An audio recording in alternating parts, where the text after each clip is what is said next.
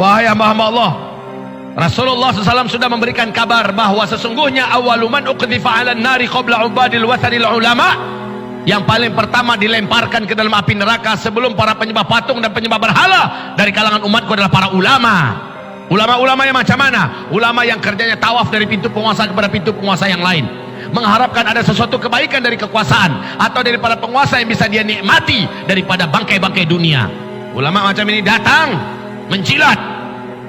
Siapa saja ulama yang datang kepada pintu penguasa atau orang kaya dan dia diam saja ketika dia datang, bukan untuk mendakwahi, tapi dia diam saja, dia lihat ada ketidakbaikan, ada yang tidak lurus dilakukan oleh orang yang berkuasa atau orang kaya, dia diam saja, maka telah hilanglah sepertiga agama ulama ini.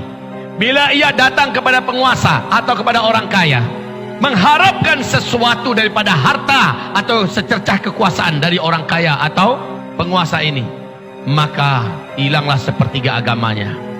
Yang kedua tadi, bila ia diam, maka hilanglah 2/3 agamanya.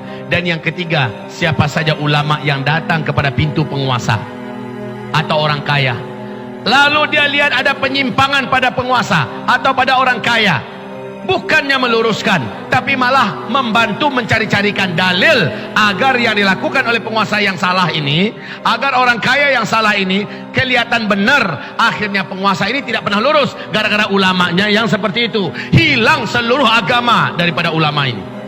Jadi ulama yang akan diikuti ulama macam mana wahai Imam Syafi'i? Jawaban Imam Syafi'i adalah ulama yang banyak ujung-ujung panah fitnah dihadapkan kepadanya.